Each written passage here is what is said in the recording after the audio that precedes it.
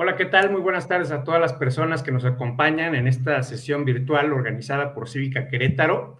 Le damos la bienvenida a este espacio de diálogo con quienes aspiran a ser juzgadoras y juzgadores federales. Agradecemos profundamente la disposición de Mauricio Ramírez, que hoy nos acompaña para conversar de manera abierta y transparente. Permítame explicar brevemente la dinámica de este diálogo. La sesión tendrá una duración de 30 minutos máximo, distribuidos de la siguiente manera. Posterior a esta introducción, la candidatura tendrá 3 minutos para presentarse. Posteriormente, iniciaremos el diálogo con 2 bloques de preguntas detonadoras, cada uno de 10 minutos. Las preguntas detonadoras surgen de los 4 ejes de la agenda cívica, que son: 1, participación ciudadana; 2, derecho a la ciudad; 3, seguridad, justicia y paz; 4, medio ambiente saludable.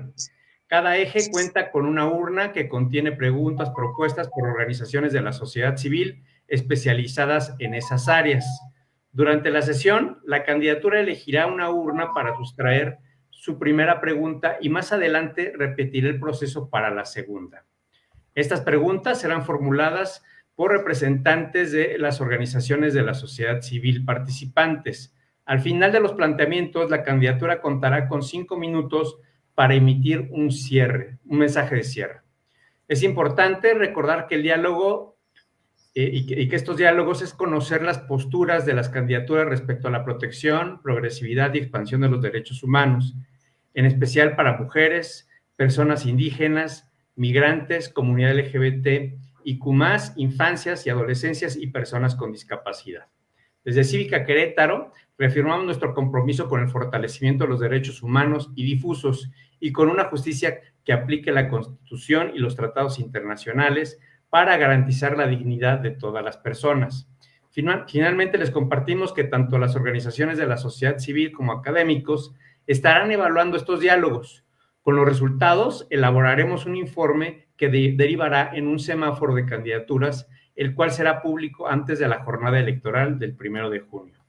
Les recordamos que esta sesión está siendo transmitida en vivo a través de nuestras redes sociales. Si por algún motivo el tiempo se extiende, la sesión se cerrará automáticamente pasados 39 minutos. Dicho esto, le damos una cordial bienvenida a la candidatura y damos inicio formal a esta sesión. Antes de darle la palabra a la candidatura, señalo que está presente Walter López, que es el vocero del Frente Queretano por el Derecho a la No Discriminación y el Estado Laico. Está el licenciado José Antonio Gale, que es el vicerrector de la Universidad de Londres. Está Máximo Caglieguti, que representa al Parlamento Abierto Ciudadano de Querétaro. Dicho lo anterior, pedimos a la candidatura que nos comparta su presentación personal en un máximo de 3 minutos. Adelante, candidato. De entrada, buena tarde.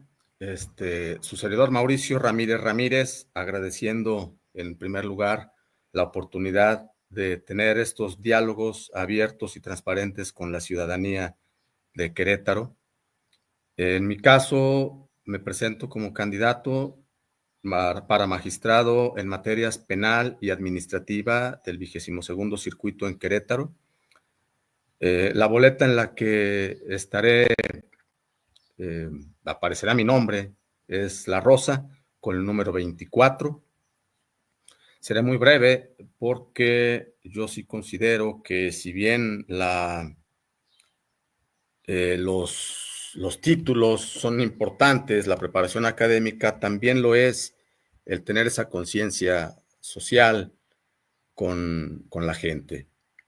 Soy licenciado y maestro en fiscal por la Universidad de Guanajuato. Tengo 2 doctorados concluidos, estoy en proceso de titulación. Tengo cerca de 22 años de experiencia en diversos cargos dentro del Poder Judicial, pero además cuento con algunos años, varios ya, de estar recorriendo nuestro bello estado de Querétaro, platicando con la gente, enterándome de sus problemas sociales y no nada más eso, participando y apoyando en la solución de estos problemas. Es la razón por la cual considero que cuento con la experiencia hacia adentro del Poder Judicial y la visión hacia afuera que me permite tener esa cercanía y sensibilidad para con la gente. Es cuanto. Gracias, candidato. si gustan y están de acuerdo, pasamos a la etapa de las preguntas. Como señalamos al inicio, derivan de la agenda cívica. Aquí la pregunta al candidato sería, ¿de cuál de los 4 ejes de la agenda cívica quiere que saquemos la pregunta de la respectiva urna? En este caso, si me permite, en cuanto a la primera pregunta, si no estoy mal, elijo, participación ciudadana. Ok.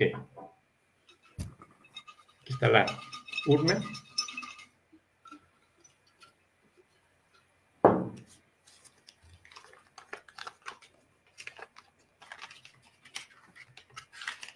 Es una pregunta del Frente Queretano por el Derecho a la No Discriminación y el Estado Laico, que manifiesta un escenario, que es una OSC feminista demandó a la legislatura queretana por omisión legislativa por negarse a acatar la resolución de la Suprema Corte de Justicia para que no sean penalizados los abortos hasta las 12 semanas de embarazo y negarse a discutir el tema en el Congreso.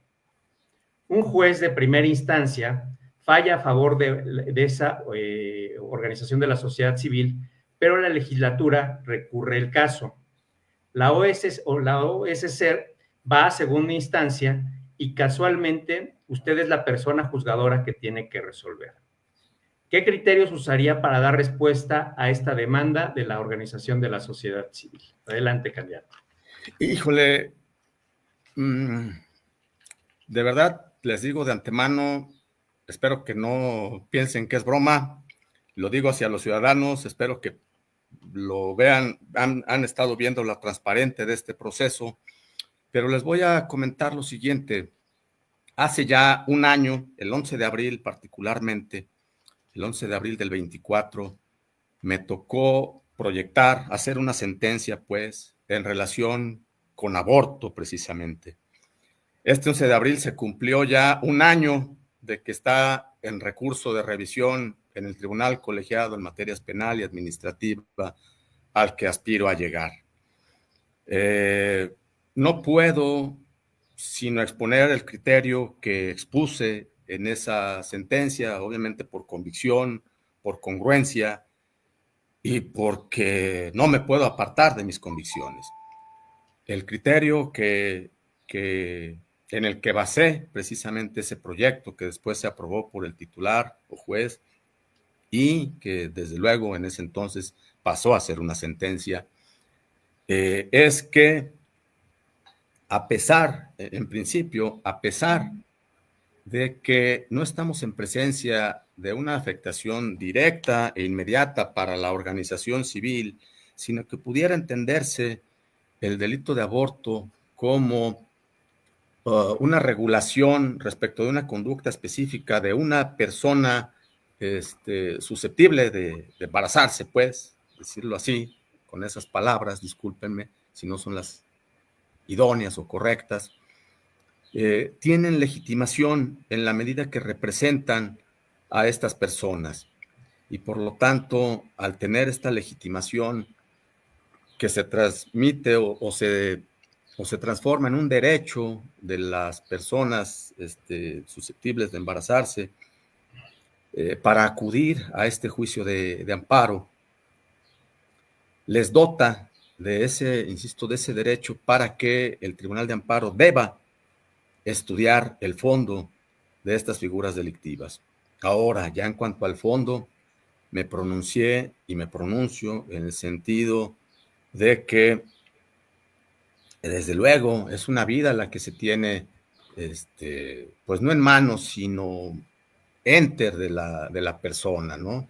Que tiene que ver, pues, con su estado de salud, con su humor, con su estado psicosocial, psicomental. Tiene que ver con todos los ámbitos de la persona. Y que también a la vez es una persona misma que ahí se está desarrollando y formando ese ser, ¿no?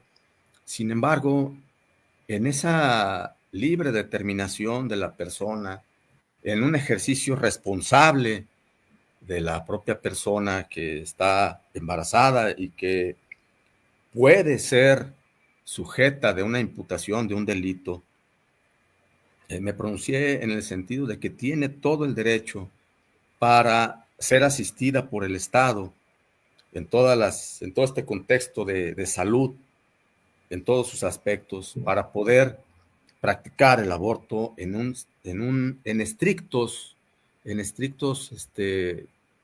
controles de seguridad social para su persona y poder ejercer este derecho.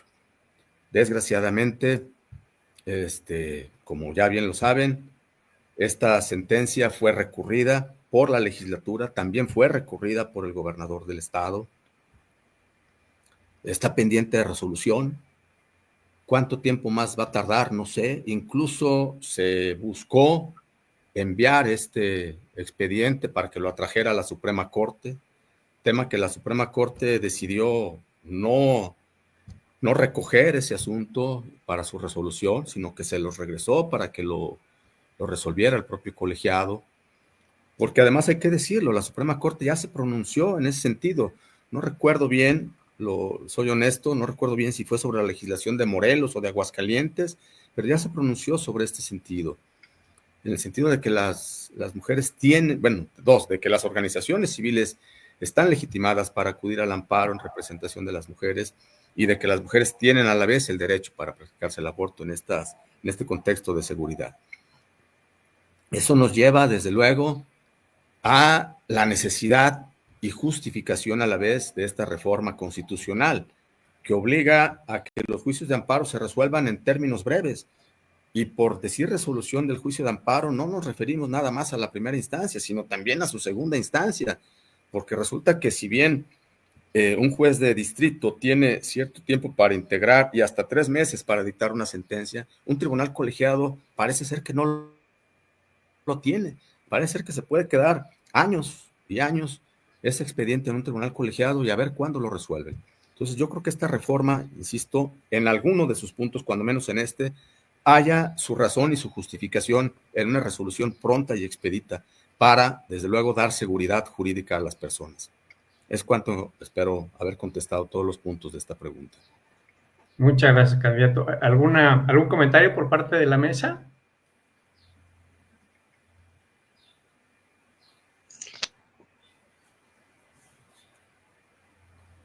No te escucha, Walter. Micrófono, Walter. Sí, me lo cerraron, lo había abierto. Bueno, muchas gracias, candidato, por explicarnos tan claramente pues todo este proceso, ¿no? Mi pregunta específicamente es, ahora que el poder, ustedes como candidaturas están pidiendo en este proceso el voto, finalmente es una legitimación también de la ciudadanía darle su apoyo a ustedes. Y esto lo hemos charlado en otros diálogos de esta serie.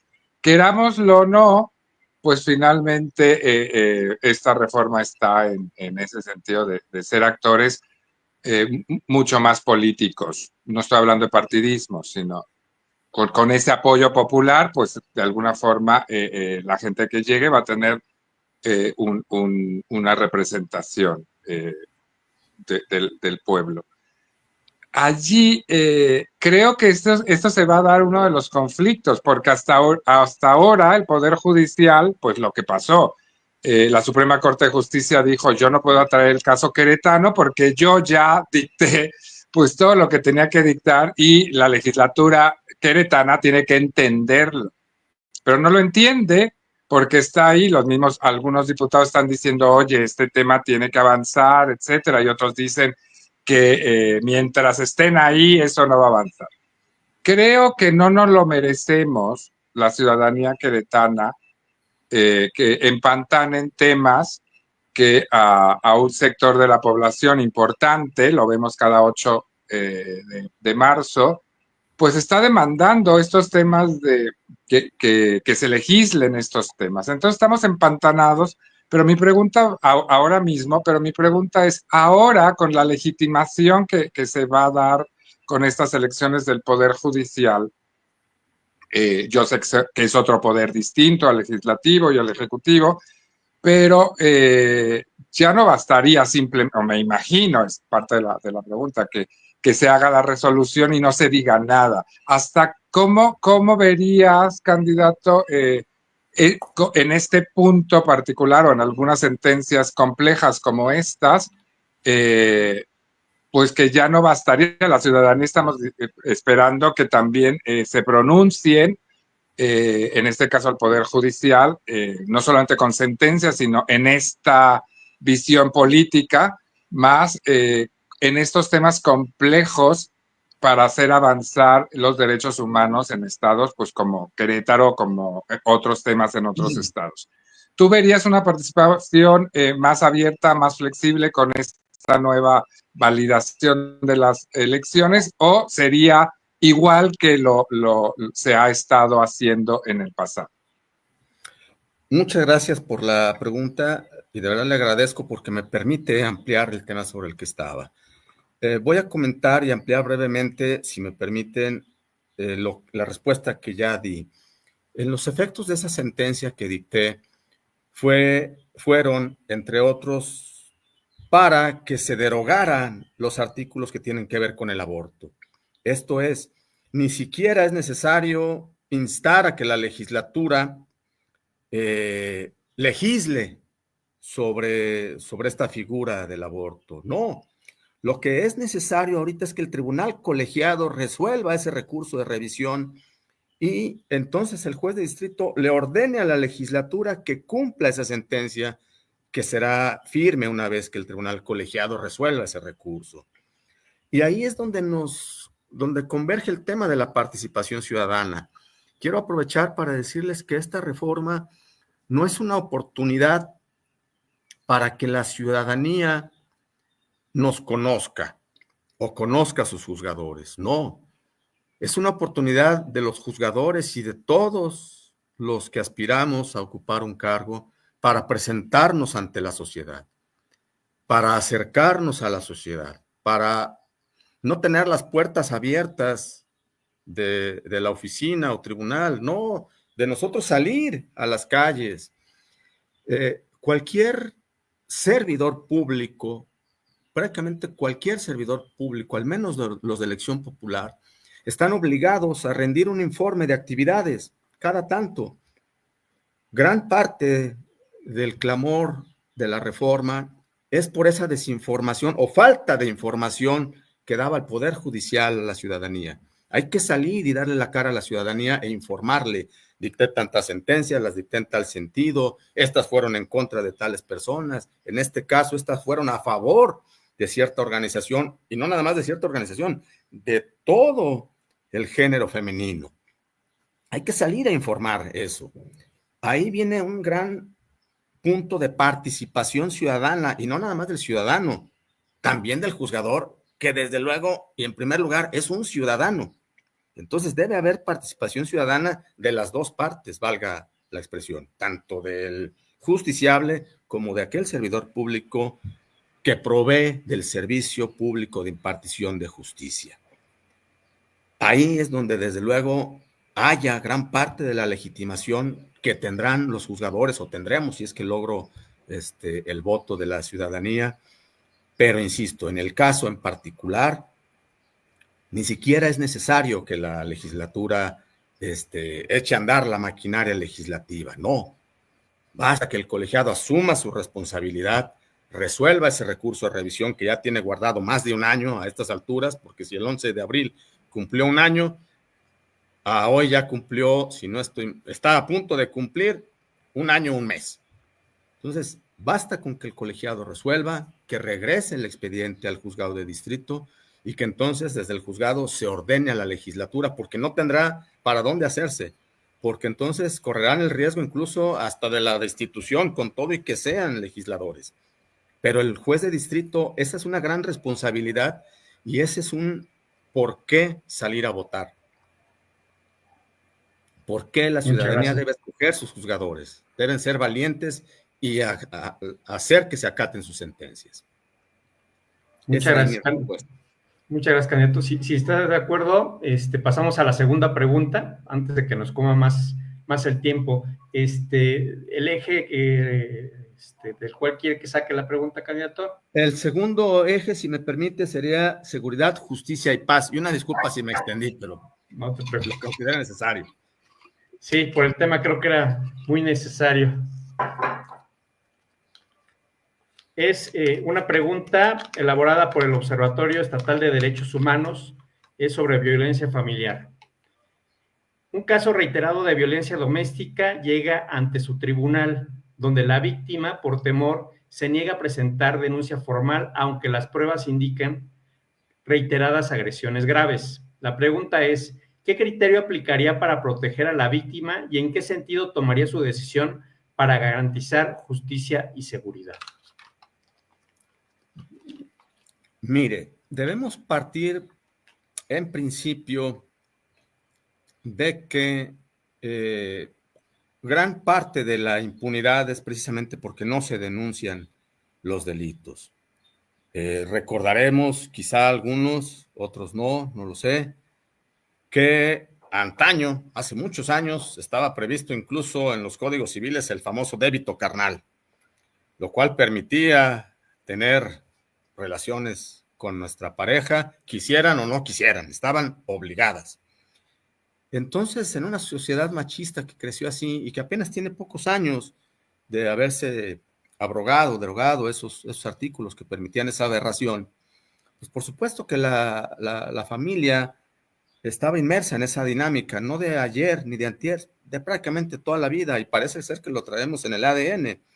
Y entonces nuestras parejas, nuestras hijas, nuestros hijos no suelen denunciar cuando nuestros padres proveen o dan algún tipo de violencia. Claro, con cierta medida. Hace algunos años, el ministro Lelo de la REA emitió una tesis en relación con un asunto en el que casi estaba prohibido, o alguna gente lo malinterpretó, que estaba prohibido darle un manacito a los hijos o una nalgadita. Bueno, con ciertos márgenes, pues, no, tampoco es para violentarlos en extremo, pero a lo mejor sí podemos ejercer algo de rigor para controlar a nuestros hijos, algo de rigor, nada más. No digo que los violentemos, desde luego lo aclaro.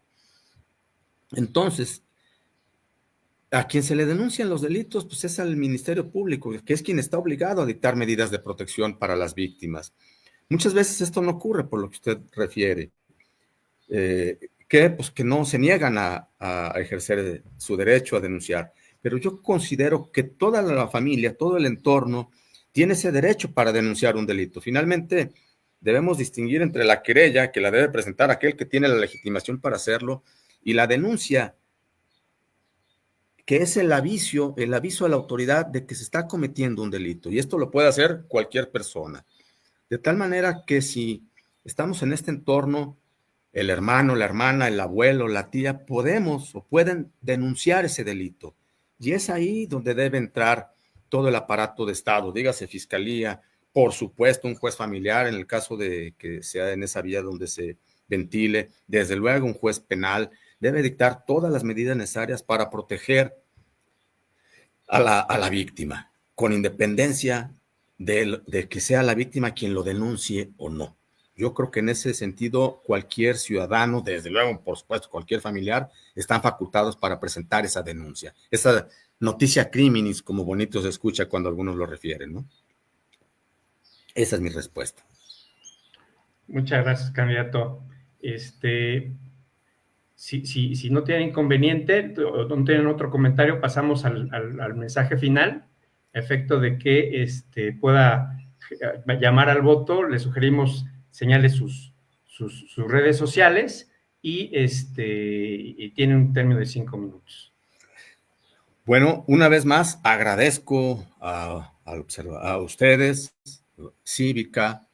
Me disculpo una vez más por cuestiones de que de repente estoy medio peleado con la tecnología. No puse por ahí en mi perfil del MEFIC mis redes sociales, pero en cuanto me enteré, pues los busqué porque a mí me interesa este diálogo ciudadano, me interesa de frente a la ciudadanía aclarar cualquier punto o dar la cara simplemente, ¿no? Por eso hay un primer agradecimiento por esta oportunidad para presentarme frente a ustedes y frente a la ciudadanía. Después, referirles que, como lo mencioné, soy candidato a magistrado en materias penal y administrativa por el 22º circuito. Apareceré con el número 24 en la boleta rosa. Agregar que el voto es libre y secreto, que lo debe tener presente todo ciudadano. Que aquí voy a decir, parece ser que litigo en mi contra, pero no, que la ciudadanía salga a votar. Eso es necesario. La reforma ya está aquí, es una realidad. El ciudadano debe salir a ejercer su derecho, porque también es una obligación el votar. En ese sentido, si el ciudadano está obligado a salir, y es un derecho además, podrá elegir a los jueces, a los juzgadores, pues, de su decisión, de su elección. El perfil que aparece en el MEFIC, pues, son bonitos letras, números, numeralia, ya lo dije, pues una maestría, 2 doctorados, sí, pero sentencias como las que referí hace rato, creo que nos van formando como secretarios, como juzgadores, le van dando un termómetro a la ciudadanía para si ese juzgador va a ser valiente a la hora de emitir una sentencia o no lo va a hacer. Entonces, el ciudadano debe poder elegir, y ahorita tiene esa oportunidad, que salga a votar por quien más le genere esa convicción de que va a resolver, no nada más con apego a derecho y a las constancias, porque eso es lo mínimo que debe hacer cualquier juzgador. Para eso le pagan, así de sencillo. Eso lo tiene que hacer sí o sí, porque esa es su labor. Pero no, ahora el juzgador debe estar en íntima relación con la ciudadanía, insisto, debe cuando menos rendir un informe de labores, un informe de actividades, no nada más porque sea una visita o auditoría que practique el hasta hoy Consejo de la Judicatura, no, debe poder salir a la calle, porque es un ciudadano más, debe poder ir a cualquier colonia. Hace unos días estuve en Loma Bonita, donde uno de los vecinos tenía una pistola en la mano y estaba echándose una caguama, o sea, pero no es peligroso per se, porque ahí estuvimos caminando y no sentí yo ningún riesgo. Pero debemos conocer a nuestra ciudadanía, debemos conocer nuestras ciudades más, ya no digamos a los ciudadanos, debemos conocer la ciudad que aspiramos a impartir justicia. Si no conocemos la ciudad, pues ¿cómo vamos a conocer a los ciudadanos? Entonces, debe el ciudadano, en este caso el votante, exigirle al juzgador que salga, no nada más que tenga las puertas abiertas para recibir al justiciable, eso está obligado, porque son los expedientes que tiene ahí para resolver. Pero insisto, solamente saliendo de ahí es que podrá darle otra sensibilidad a ese expediente que tiene en sus manos y que no nada más es un expediente, que no nada más es el clásico, lo que no está en el expediente no está en el mundo, no. Lo que no está en el expediente a veces sí está en el mundo y muchas veces nos presenta una realidad distinta a la que está en ese expediente. Concluyo agradeciéndoles a ustedes, mucho gusto, y una vez más les agradezco estos momentos con la ciudadanía y con ustedes. Muchas gracias, candidato. Muchas gracias a la mesa. Nos vemos en la siguiente. Gracias. Gracias. Gracias, candidato. Gracias, compañeros.